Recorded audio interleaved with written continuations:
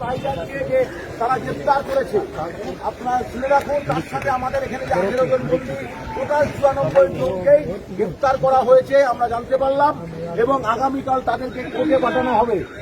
আমরা এইটুকু বলতে চাই, আমি ইন্ডিয়ান সেকুলার ফ্রন্টের রাজ্যের সহসভাপতি আপনাদের সমস্ত কর্মীদের উদ্দেশ্যে বার্তা দিচ্ছি, আগামীকাল আপনারা ব্যাংশাল কোর্টে ব্যাপক আকারে শান্তিপূর্ণভাবে জমায়েত হবেন, আর এলাকায় এলাকায় শান্তিপূর্ণ প্রতিবাদ মিছিল করুন, যতক্ষণ পর্যন্ত আমরা গভীর চক্রান্ত উপলব্ধি করছি। আমার ধারণা নওশাদ সিদ্দিকীকে যেভাবে 42 দিন জেল খাটানো হয়েছিল, আরেকটা গভীর চক্রান্ত হচ্ছে নরেন্দ্র মোদী অমিত শাহের বার্তা দেওয়ার জন্য।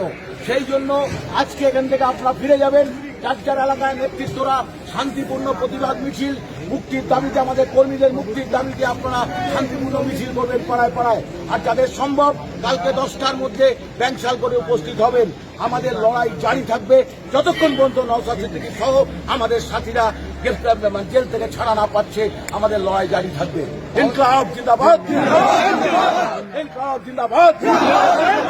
নওশাদ সিদ্দিকীকে মুক্তি দিতে হবে, নওশাদ সিদ্দিকীকে মুক্তি দিতে হবে।